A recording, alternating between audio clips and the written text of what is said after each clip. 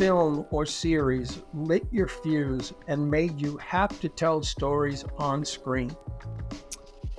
I think that, so for me, I think there's a series of movies, I think, right? So as a young kid, I think the first movie that I remember seeing in a theater that I loved was Jaws. And I went with my parents, and I grew up in the Valley in LA, and was obviously very, very frightened, and just fell in love with movies. So I had Jaws was one of them. I mean, Star Wars was another one that I saw at the Avco theater in Westwood. My grandmother took me to see that.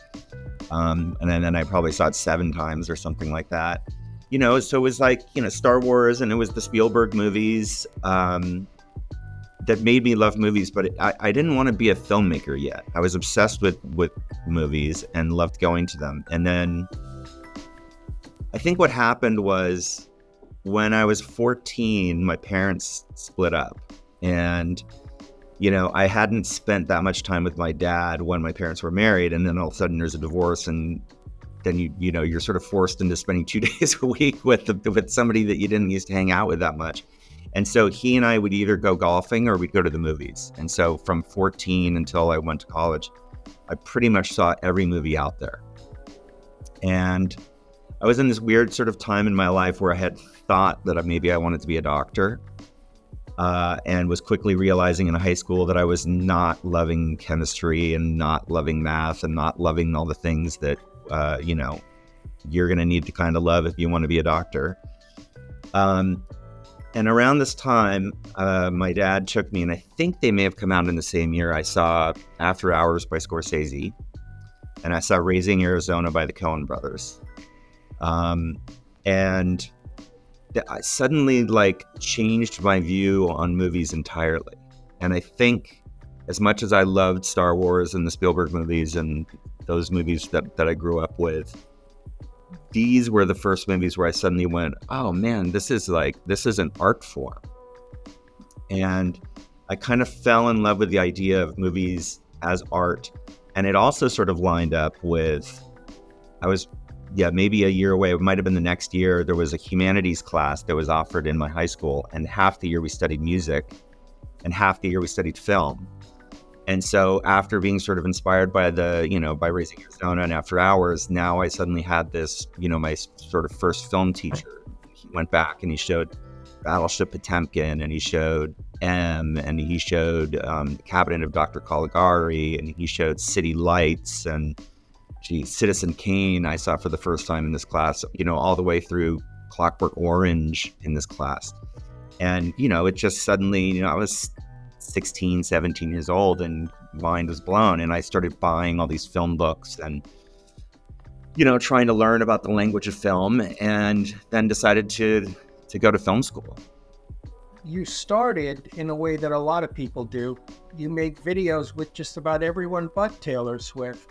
Right. How did that make you want to take that next step? And maybe it helped you take that next step into the director's chair. It certainly did. I think I kind of lucked into music videos, when, I started film school when I was 17. And I think when you're a 17-year-old and you're going into film school and you're excited to be a director, you sort of think I'm going to go to film school. I'm going to get hired to direct my first feature within, a year of graduating. And, it takes about, 6 months of, being into film school where you realize wow, the chances of me actually directing anything or anybody hiring me is very, very minimal. And I started working, probably in my sophomore year. I got an internship at New Line Cinema, and I became an assistant to a director, this guy, Alan Moyle, who directed this movie, Pump Up the Volume. And that was the first movie that I worked on. But I learned how to become an AC, because on set, I didn't have that much to do. So I became a camera assistant. And so through the rest of college and coming out of college, I was day playing as a camera assistant. And then one day, one of my friends from school, who was running a small record label out of his apartment, said, hey, I want to make a video for one of my bands. And, I have a budget of $3,000. Do you think we can do it? And I was like, sure. So we sort of begged and borrowed and stole and did whatever we could to, put some equipment together and shoot in somebody's backyard. And it kind of kickstarted this music video career. And, we kind of had to sell ourselves for a while and do it on our own. And after about doing 8 videos with this guy, I got represented by a real company. And the next thing I knew, I was being hired to do music videos, and they got bigger and they got better. And I sort of luckily happened upon kind of a golden era of music videos where there were budgets, and musicians were still making money and selling albums. And so there were budgets for videos and people wanted to do cool things. And, I spent 10 years making music videos, and I'm actually really grateful because I look back and I think there's no way I could have made a feature coming straight out of school, graduating at 21 years old and, 22. There's no way I could have made anything, competently.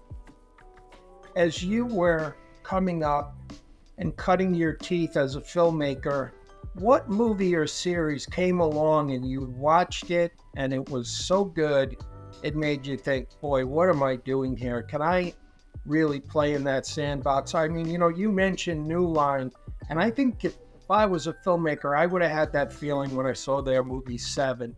Like, what in the world? To me, it was just crazy and so well executed.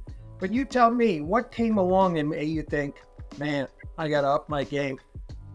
Well, there's a few of them. I mean, I will say, David Fincher, you bring up Seven. David Fincher has been like a big inspiration to me. I mean, I don't, really make movies like he does, but I admire the craftsmanship and how smart he is.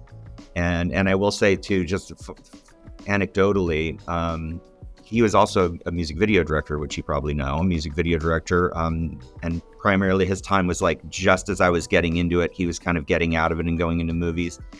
But I always admired his videos, then really admired his movies. So Seven, I think, had come out. Fight Club had come out. Maybe even Zodiac. I don't remember exactly, or Panic Room or something. But we had a friend in common. And so before I did my first movie, I asked if I could have a call with him or sit down with him or whatever. And David and I had like a 3-hour meal at the Chateau Marmont. He was like gracious enough to meet with me and sat and chat. And, because I was like stepping into, a $96 million studio movie with, what felt like about 10 producers. And I wanted to pick somebody brain who is really smart and honestly knows how to manipulate the system a bit, and I wanted to like get any advice that I could. So it's just funny that you brought that up. But I will say on a different level, something that was sort of inspirational to me, and it was a movie I had seen earlier and I had really loved it, but I remember when I was making I Am Legend, which was my second movie, and we were developing it. So me and Will and Akiva had been developing it. And, it's tricky because for the most part, it's a story about one person. And my wife and I had just had our second child, and, so he was a baby and he was going to bed at like 7. And so we started watching TV with no sound. And I remember watching Jane Campion's The Piano with no sound. And what I was really struck by, and what really moved me, and I think really sort of changed the way I think about movies, and certainly the way it changed the way I thought about I Am Legend, was it brought me back to sort of silent film. Because what I realized was I was following the story, but not just following the story, but I was feeling the story through her visual language of that movie. And it kind of knocked me out. And I went back the next day when we were developing it, and it was sat with Will and Akiva, and I pitched this thing, and I just said, you guys, I watched, we were putting Andrew down to sleep, and I watched the piano with the sound off, and it was just insane how you could get everything, and just through performance and behavior and the shot choices and the juxtaposition of images, and it sounds so basic, but it was kind of mind opening for me. And it was really a way that we kind of broke into I Am Legend, which was to think of like how can we sell the sort of emotional values of scenes entirely through behavior when we don't have the luxury of dialogue when you have a guy by himself? So I'd say the piano is a big one for me. Well, now, you mentioned David Fincher. So what was your biggest takeaway from that 3-hour lunch that maybe helped you when you did Constantine? What was my big takeaway? I mean, here's what I will say. What I will say is, like, I really admire the way he works, and he's like such a craftsman. And I recently actually was lucky enough to sort of go and visit. I work with Trish Somerville, the costume designer, who also has worked with him a fair amount, and she did the costumes on Mank. And I asked if I could come by one day, and she was like, sure, Then David thought it was cool, and so I came and I sort of sat by him for a couple of hours and watched him work, and which I never do. I just, I never visit other directors' sets and things. There's this kind of meticulousness to him that he sort of vocalized, that we talked a lot about in that meeting, in that dinner, and this sort of search for perfection. But then I got to watch it happen, and it's one of these things. And I guess it's you hear about it, but I sort of understood it when you see it happen. Where there was a shot, it was doing a shot of Gary Oldman walking alongside this camera car with Charles Dance, and they were having a chat. And it's like, one take, a little gust of wind would blow the tie over, and then there's too many clouds in the sky, and then Gary Oldman was a little too far from the truck, and then our camera got a little too far away from Gary Oldman, and then, this one had too much dust. And the next thing I know is I was, he'd been on the shot for 2 hours or something. I don't remember how many takes, but you hear these stories. But sitting there with him, you sort of understand that thing of you don't want to get caught in the edit room without having the options that are going to sort of give you what you need to put the story together. That you want to be as meticulous as you can with every aspect of the frame.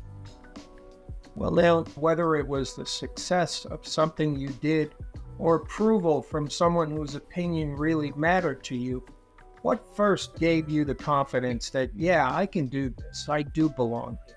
I mean, there's different steps. I feel like the sort of, my confidence built certainly in music videos over the years. And there's, sort of milestones throughout when, more interesting bands want to hire you. They start to have confidence in you, or you get return business, when you work with certain artists 2, 3, 4 times, and you start to create these kind of collaborative relationships. I mean, that's certainly helped. And I think that at least my confidence level in visuals certainly grew, so that by the time I was doing my first movie, I wasn't worried about the visual side of things at all. But what did take a lot of time was the sort of becoming more comfortable with story and theme, and working with actors. And I will say the confidence and comfort in working with actors. And I think I didn't really have that. I mean, I learned a lot because I worked so closely with Will on I Am Legend through the development of the story, and because it was just really me and him and Akiva. And so that was a fantastic experience.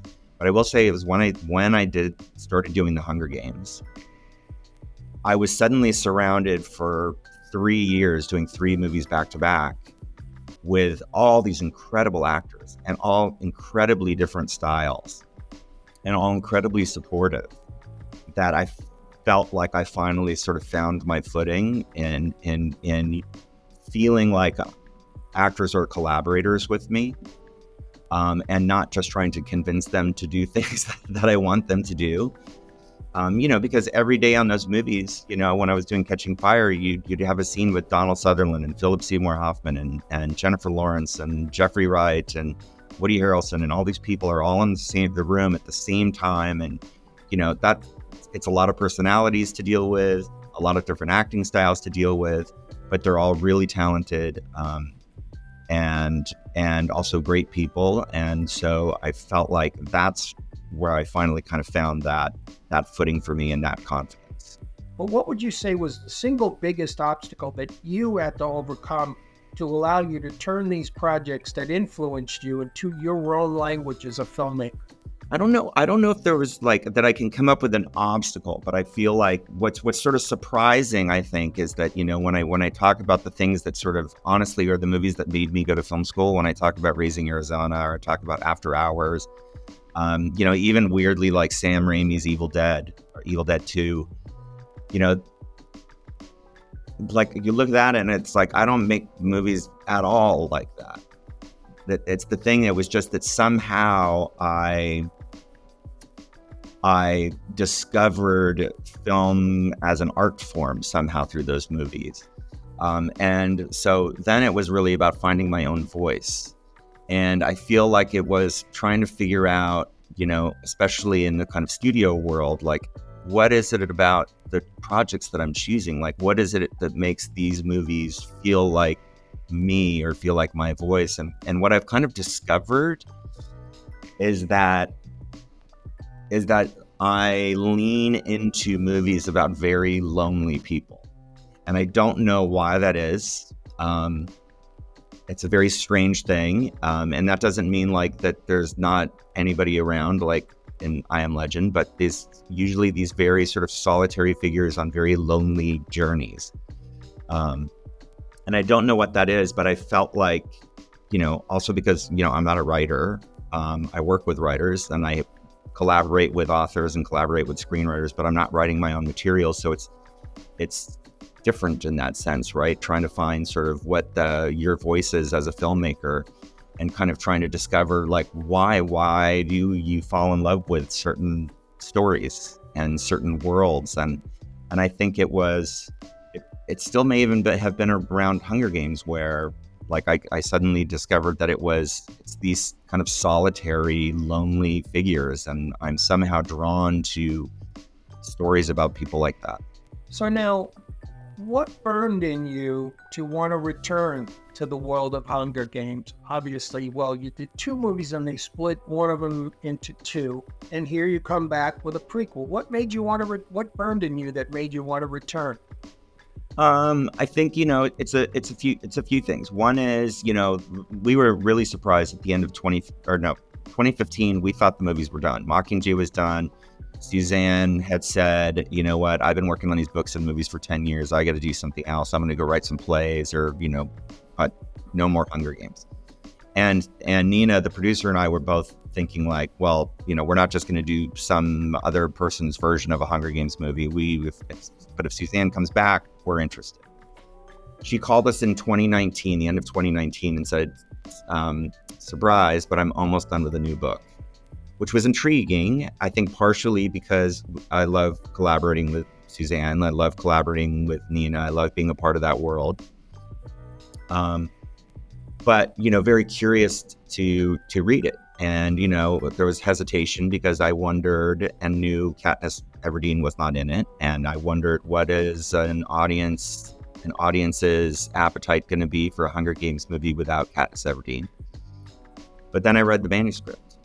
And again, I fell in love with the story. And I think part of it is I have a lonely figure at the center of the story. So there's that element to it. But what I loved is that it feels very much like a Hunger Games movie, but because Suzanne writes from such a thematic foundation, she had something new to say. We are now doing an origin story of the villain, which has challenges unto itself. But also, it's not just the origins of the villain. It was like kind of an origin story in general. Well, you're getting the origins of the songs that we know. You're getting the origins of the games. You're getting origins of behaviors that we've seen characters do. The origins of characters and character dynamics. And I think for fans of the movies and the books, I think that's going to be so satisfying and so fulfilling. And it was certainly for me because I'm a fan of the books, the movies, being a part of the world. And so that kind of drew me in and I just fell in love with the story. And so once I read the manuscript, I was in, ready to roll up my sleeves and work on the adaptation. And also going back to Constantine. When I saw that movie, I thought to myself, boy, the idea of this guy being a barrier between this god awful world and the world we live in, what potential there is here. And then nothing happened. And then suddenly it's back. What burned in you to want to flesh that out with Keanu? It just felt like to me, like that's the kind of franchise that I want. Yeah, I mean, look, here's the thing. You know, and this is the weird thing about, making movies or making videos or whatever you're doing or creating anything, right? Is, I made that movie. I loved that movie. I thought it was cool, honestly, and used the language, but it got, a bit shit on by critics. And, we got by, in terms of money, like it made it, a decent amount of money, but also when the ancillary, sort of markets were different. So it was okay. But it's like one of these movies that's like found love over 20 years. And so I think part of it is that Keanu loved it. I loved making it. It's now had this kind of renewed love. And Akiva and Keanu and I have wanted to, do a new version and a hard R version because we got basically cheated out of, we followed the rules for PG-13. They gave us an R anyway. And I don't think that's an R-rated movie.